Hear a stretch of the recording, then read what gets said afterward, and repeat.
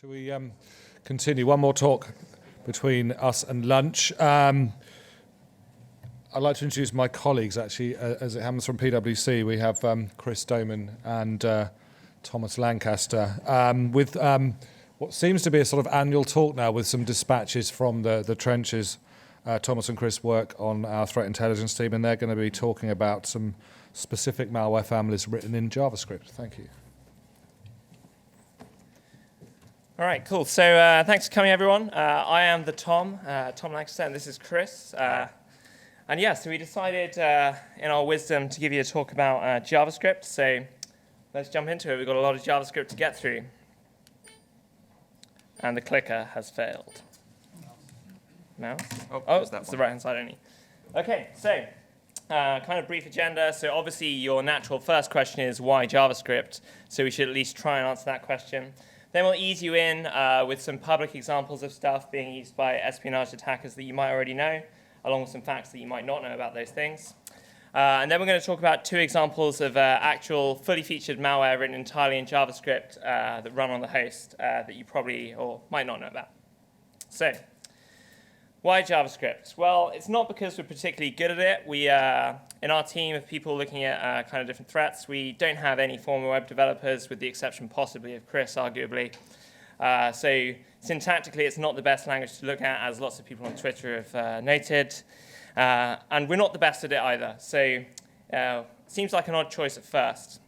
But when we look at the kinds of things that we've been researching, so looking at different attacks and how they worked, we saw that quite a lot of stuff that we were looking at used JavaScript, and it seemed like a nice way to kind of link together several disparate topics for you.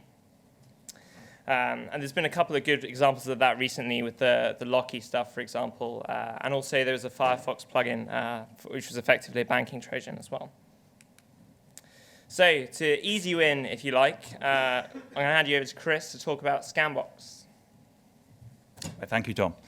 So Scambox is something you guys might have heard about before. It's a JavaScript reconnaissance framework using targeted attacks. It's pretty fully featured. It was first discussed back in 2014 by Jaime Blask of Alien Vault. He wrote this report on it. So Jaime found it on the website of a pretty large Japanese manufacturer. And it was quite newsworthy when he published at the time for a couple of reasons. One thing was the keylogging functionality. You see some of the code for it up there. It's actually pretty simple. You know, the code's not all that complex. But at the same time, it's pretty powerful, just that thing alone. So we've seen that on a government webmail provider. Obviously, getting the username and passwords, pretty effective. We've also seen that on internal networks, too. So attackers have deployed it to then get more credentials once already in the network. So pretty decent piece of kit. So in terms of where have we seen it, this is a map of some of the compromised sites. So China's where we're seeing the most sites compromised with Scambox installed on them. We're seeing over 20 sites so far in China. It's pretty typical domestic targeting. So we're seeing NGOs, human rights, distance, that kind of stuff. Going across to America, quite a lot of sites there compromised. So we're seeing the tech sector hit quite a bit with this. Also government too. So there are a couple of law firms in Washington, D.C. That provide services to politicians and government. They were compromised. Going back across to Japan, that's probably the third most busy country for Scambox. There's a large campaign against car manufacturers last year. Scambox was used quite a bit as part of that. And again, the political parties were targeted quite a lot too. So there's some pretty common themes running through some of that targeting. But at the same time, when you start to dig into the infrastructure and also the malware and the tool set that these guys are using, it's also clear they're actually distinct groups of attackers being fed by a central source. So this goes a lot with what Farai called the idea of a digital quartermaster. There is a lot of evidence that there's one central organization building some of these tools, then passing out to other link tools, groups that use them. So via the infrastructure, pretty tightly linked one of these groups to the OPM Wellpoint and with the Anthem attacks last year. Another group behind the Forbes.com compromise. Another one pretty much exclusively targets Taiwan. All in all, there are a few more groups too, but they're all kind of centrally fed by some of this technology. So about 80 sites, a bit over 80 sites we've seen so far the last couple of years. On average, it takes about 3 weeks for these sites to be cleaned up. And we also saw 5 websites which were compromised, were cleaned up, and then re-compromised again later with exactly the same stuff. So obviously the remediation didn't work. So we can dig into JavaScript now, because that's what we're all here for. So I was pretty surprised when I started looking through some of the Scambox modules, just what you can do in JavaScript.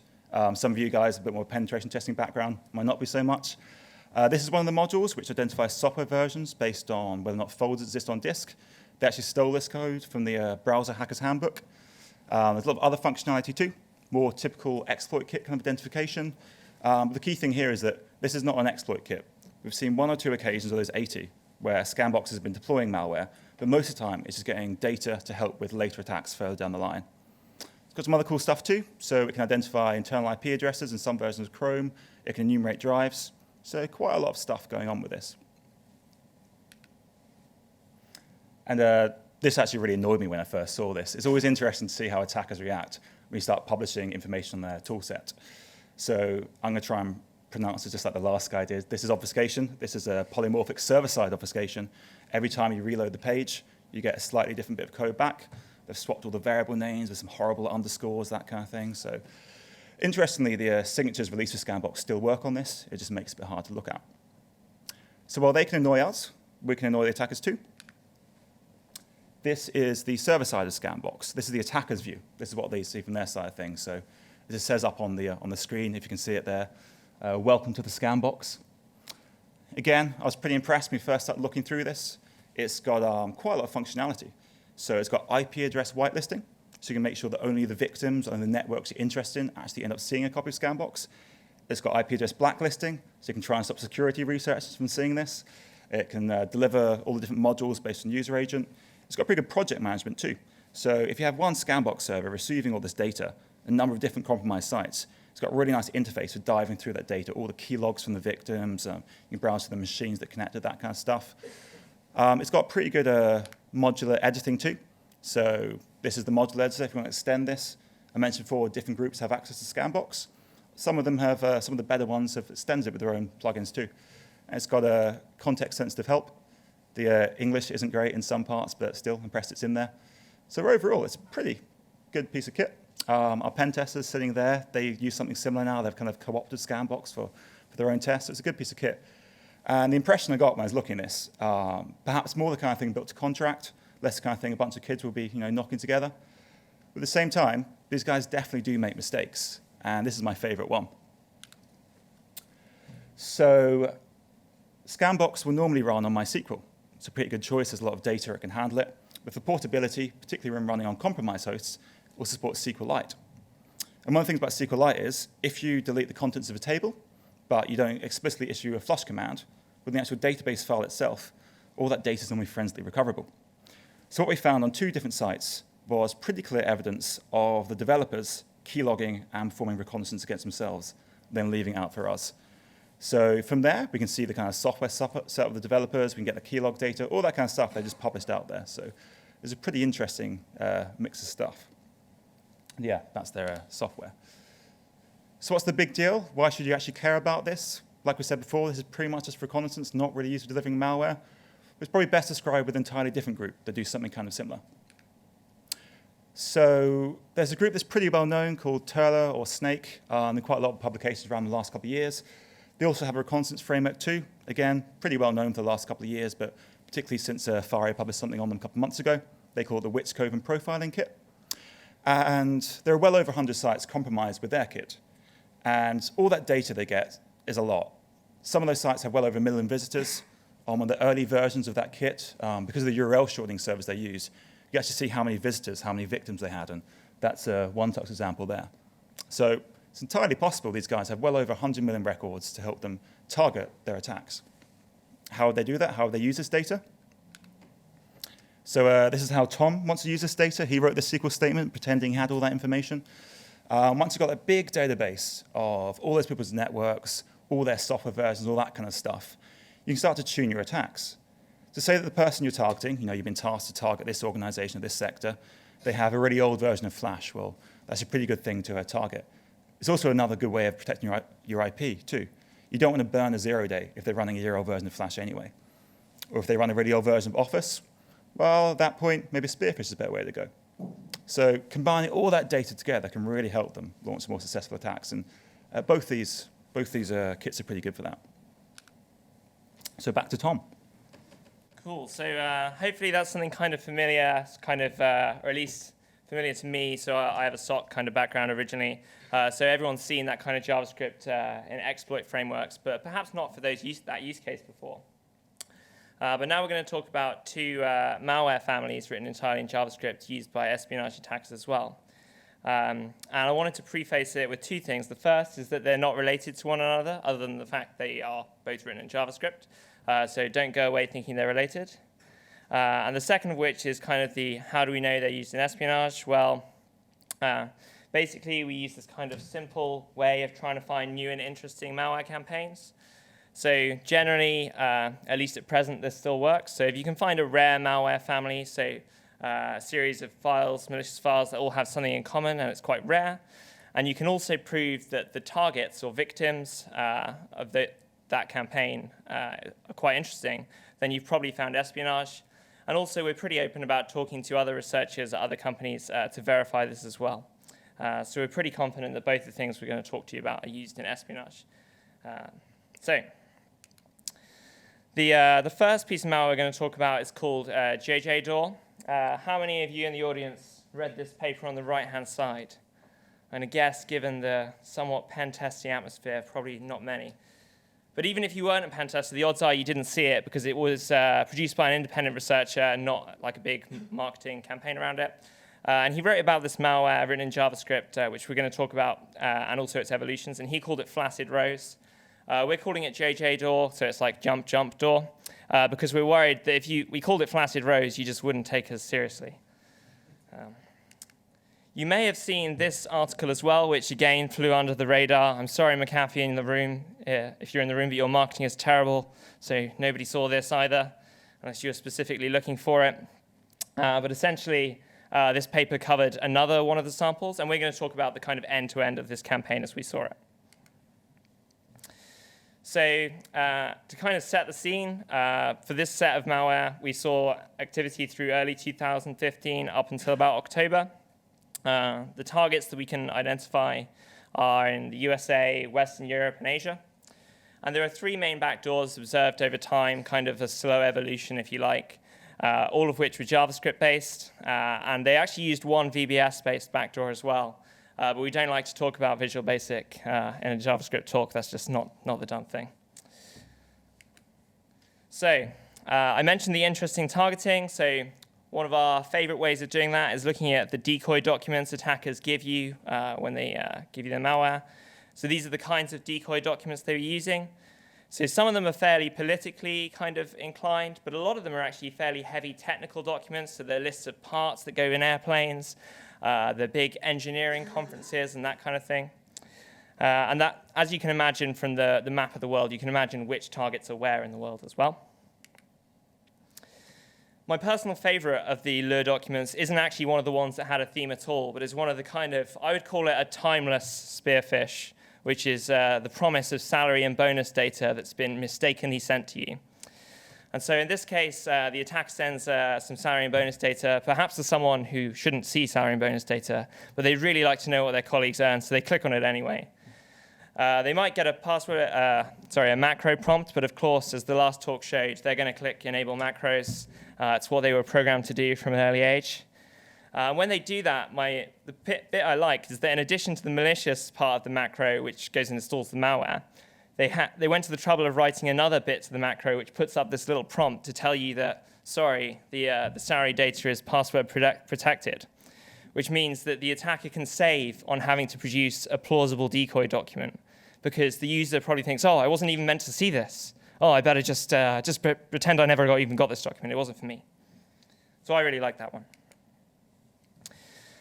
I'm sure, given the heavy pen test slant, that there'll be a lot of you who are very familiar with macros. If you're doing any red team exercises, 2015 would have been like the year of the macro, I guess. But one of the things that I wanted to point out was that in this campaign, one of the differences between this and perhaps some of the cybercrime kits that you see is just how much they swapped and changed out different parts of the macro over time, which kind of leads you to believe that there's no single kit that's generating the malicious documents, but instead they're building them manually each time. So one week you'd get a document that would have custom basics for alphabet and zip encoding for the main payload. Next week, the payload is almost in plain text. The next week after that, they use gzip and a different custom base 64 alphabet, and they encrypt it in some other way as well. And so it varied from week to week, and there was no real progression as far as that was concerned. It's been about 3 minutes since I mentioned any JavaScript, so we better get back to that. So the early versions of the malware simply drop a JavaScript file to disk and execute it with WScript or CScript. So the macro will do that. And for me, as an analyst who perhaps spent most of my time looking at malware written in C++, I was pretty surprised at just how much it was able to do. So you could do things like enumerate running processes, create new ones, terminate them, execute any command you like, read files, and so on. At the bottom of the slide, I've got an excerpt from the code. So it's got a jump URL list, which is a list of command and control servers, a jump URL, which we'll come to in a minute, and 2 regular expressions, so a jump regex and a code regex. I wanted to talk about how these are used and how this is generally something that I see attackers doing regardless of the malware, the language the malware is written in. So when it comes to the main code, this is how it's used. So the very first line of this code is basically, for every C2, try this. And so the key code is this bit highlighted in yellow. So effectively, it takes the page that it's been programmed to visit, and tries to see if the content matches the jump regex, i.e., is this a jump or is it code? And if it's a jump regex, then it changes and says, OK, so it's a jump regex, decodes the relevant content, and sets a new command and control domain. And although in the previous slide I had examples of attacker-owned domains in the config, that means that in a lot of other occasions, basically, they didn't have attacker-owned domains. They had compromised domains, or even better, they had sites where you can generate your own content, such as GitHub, Pastebin, TechNet. And effectively, this allows the attacker to pretty much be guaranteed that their malware will call home because you're not blocking those websites in your enterprises. And then to try a series of command and control domains, so they don't have to kind of gamble on the fact that their initial command and control domain isn't blocked, which is pretty useful for them. And the second part is kind of a bit more routine. So if I have a URL where I don't have a jump regex, I presumably have some commands to execute, and so I go ahead and do that. Perhaps in a response to that malware becoming less successful, they appeared to write what I would say was probably the worst of the 3 examples that we're going to describe. And we call this Liacta. It doesn't look at all like the previous ones, except for the infrastructure and the macro likenesses. But we call it Liacta because it's lightweight, as I'll explain, and the URL consists of action data. So in the top left, the attacker helpfully labels the main function core, i.e. the core functionality, and sets 2 really simple options. One is, should I be auto-running for persistence? And the second is, should I run in memory only? And then this one was much simpler. So all it can do is these 3 things. It can download from a URL. It can execute JavaScript, so the attacker can supply it with JavaScript. Or it can run a remote shell. And I have no idea why they chose to have the execute JavaScript option and the shell, because it seems like the JavaScript option would be far more painful and ludicrous to do than to have a command shell at your whim. The third version, which is the most recent of the 3, and was probably used against the higher value targets. So, for example, the heavy industry style stuff you can see up there looked a little bit different and almost verged on being kind of traditional malware, but it did have a JavaScript twist. So in this case, it has the same kind of infection mechanism, so it's got the macro, but then that drops a DLL file and a TMP file of the same name in an arbitrary directory of the attacker's choice, and the DLL loads the TMP. And the TMP file, that's effectively all it does is the DLL decodes the TMP file, which is then JavaScript after it's decoded, and then runs it. And again, it's a fully fledged JavaScript-based rat, and it has very much the same kind of feel to it as the first malware, so it feels like a natural progression. It had a couple of examples of attacker mistakes in there too, so they'd left in testing code that they perhaps shouldn't have. But one thing we really liked is this kind of the configuration block is shown on the right-hand side, and we have not doctored that in any way apart from the black box over the compromised site. And for those of you who can't quite see it, they've labeled the main config variable WTF, which we thought was pretty appropriate given they were writing their malware in JavaScript. So that's example number 1. And we think that WTF segues pretty nicely into our second sample as well. So we're going to talk about another JavaScript backdoor now. So this campaign is referred to by some other researchers as Popeye. We use that name because that's the first name that was written down for it. Particularly Chris Kalina, who was the first person to really kind of push this as being interesting in the research community. This one is still active today, active in early 2015 up until today. And the targets are across Europe and Asia, and actually since we submitted the slides for this conference, also in America as well. There's one main backdoor that they use again and again and again, which is actually fairly well known amongst researchers, but there's a couple which are less frequently used, and we're going to talk about one of those. But I am going to set the scene as to the main backdoor and how it works in case it's familiar to anyone, and also just because it's quite interesting. So we had a slide of lures before. This is no different. So these are the kinds of documents that the attackers send to individuals they want to infect. So it's investors in Romania, people who visit oil and gas conferences in Iran, and people who probably work for the European Space Agency. So a pretty interesting range of interests on the attacker's behalf. Typically, the malware looks like this. There's a malicious Word document. Again, it's macro-based, but you've already seen one macro in my slides, and that's enough for any presentation. And that malicious document will drop a main dropper, which displays a decoy, drops a script, which executes the main payload, and then cleans up all the other files that I created along the way. So it's quite clean. And then to kind of illustrate that these attackers kind of know what they're doing, perhaps a bit more than the previous set we spoke about, the malware, once it's executed, is actually pretty complex itself as well. So the main dropper drops a further 8 files, all of which has a single purpose and is extremely annoying to analyze. But when we were looking at this campaign, we noticed that one of the files, so one of the malicious documents, dropped something completely different, and so we were confused, so we wanted to take a look at that. And that was the gentleman of this guy, the CV of this guy working in the Israeli embassy in Romania.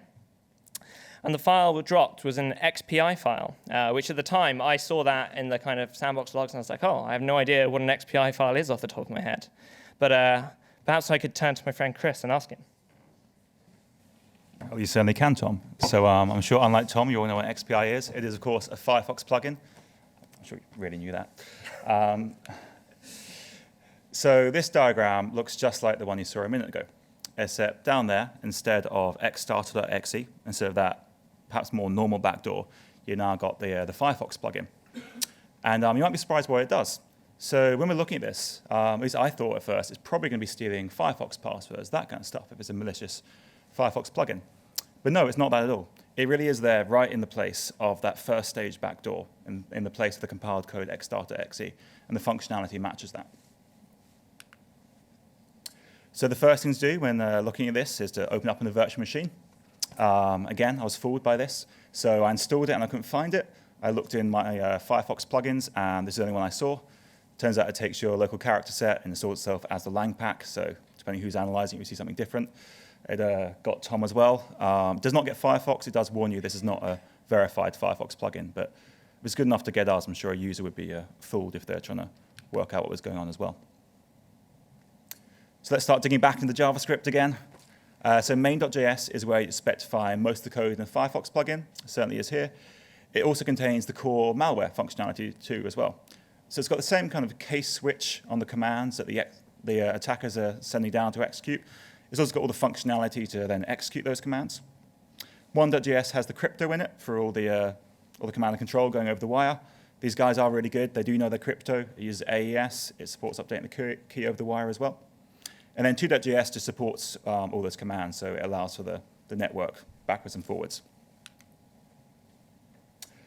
So if you open up main.js in a text editor, you see 168 lines of white space. And you might be thinking at the bottom of this, maybe there's some JavaScript, maybe they're just trying to annoy people and hide it down the bottom. And that certainly is the case. There is one long, ugly line of JavaScript down the bottom, but that's not all that's going on here. So here we've represented tabs with arrows and space characters with bullets. So you might have some idea what the attackers are doing here. So don't shout out, don't ruin the surprise. We're going to find out now. So if you slightly prettify that big long line of JavaScript that is at the bottom of main.js, you get this. You get a couple of functions, a little more off screen. I'm not even going to try and describe that. Actually, that's still too obfuscated. So after a bit of manual deobfuscation, it looks like this. So starting with the second of these two functions, you see it's loading in a file. It's loading in a file called main.js. So that's the file that's already in. That's the file with all the white space in. It then calls the function above it called decode tab whitespace. So let's see what that does. You might have guessed this by now. So the first line at the top really has the key, the one in yellow. So it loads in all those tabs, replaces those with a 0, and it loads in the space characters, replaces those with a 1. So it's binary encoding all that white space. The second line in yellow down the bottom, that then converts all those into characters, converts the character codes.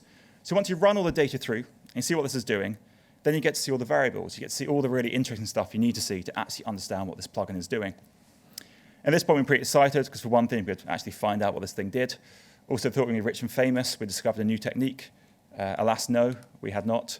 Back in 2008, it turns out there was a talk at DEF CON. This technique had been discussed there. Also, shout out to CRESTCon too. They identified a crimeware kit doing something kind of similar, but in PHP back in 2011. But still, a nice technique. So going back into what does the malware do? So we call this malware FoxPress. What does the Fox do? It performs initial reconnaissance. So once you've found yourself in a system, you're kind of wondering, who's actually opened this spearfish? Who are they? What can I connect to? Well, it can list all the directories. It can identify file information, all that standard kind of reconnaissance stuff. Get the host name too, the operating system version. Also, it can download and execute files too. So that allows it to then install a second stage backdoor. Again, pretty typical for these kind of guys. And finally on FoxPress, why do we call it FoxPress? Well, Fox, because obviously it's a Firefox plugin, and Press, because it performs command and control to WordPress URLs. So you can see those up there. And now back to Tom. Take us home. Cool. So we thought it'd be useful to share a couple of kind of tips. There's a bit of duplication on 1 and 2 on things you can do to hunt for malicious JavaScript in an enterprise network. So basically, it should be pretty rare for any auto run to be set where a JS file is an argument to that auto run. Essentially, that's not a good way to administer your network. So if you are using JavaScript to do that, think twice maybe. And so generally, that's a quick win that would detect most of the first example we gave. Also, any auto runs using C script, W script, and particularly MSHTA, so Microsoft HTML applications. If you can do some kind of heuristics on those, then you can often find some pretty interesting stuff running on corporate networks that way. And the third one is kind of almost a prototype idea, as I haven't been able to test it before telling you it's a good idea now, is that generally, if you have really rich process data, so you have information about all the processes running on your enterprise, and you look for all of the processes that relate to the running of scripts, which seems to be an ever popular technique with attackers in the last kind of 18 months, then if you can find examples of those scripts where those scripts are running for more than a minute or two, then the odds are you're going to find malware. So all of the kind of PowerSploit stuff, it'll be running in the background, PowerShell process. I wouldn't expect those to be running for more than a few minutes on any given endpoint. And if it is running for that length of time, then it at least warrants further investigation. So kind of wrapping up, we managed to link 3 very disparate pieces of research, somewhat tentatively by the fact they had JavaScript in them, and discuss them with you in brief. So Chris introduced Scambox. I spoke about JJ Door, and we kind of tag-teamed on the Popeye stuff at the end. When I was thinking about how to close, one of the things that struck me is that there are 3 different sets of malicious code here, all written in JS, a language that I probably 2 years ago would have considered to be not as useful for intrusions as perhaps I've now learnt it to be. And despite that, they're all very different. So the way they do their operations, there's no similarities in the code. There's no common functions that they used. Each author had their own way of using JavaScript, which is pretty interesting. We also kind of made fun of JavaScript as a language at the start with our Twitter excerpts. But actually, JavaScript was actually a pretty fun language for us to look at. And I'm a big fan of any reverse engineering that can be done entirely in Notepad++. So That's always nice. And we think that this is part of a wider trend. I mean, when we submitted this CFP, we didn't know Locky, the ransomware, would be written in JavaScript. We didn't know that there would be the Polish banking Trojan written in a Firefox plugin. We thought it would be a fairly obscure talk, but it's turned out to be fairly timely. And it's part of a wider trend, we feel, of, and something that lots of people have noted about attackers using inbuilt Windows functionality to kind of execute their stuff. So, thank you very much. Thanks for listening.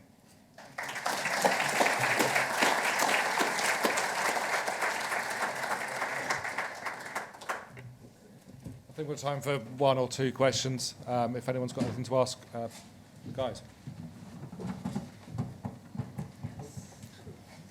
Success.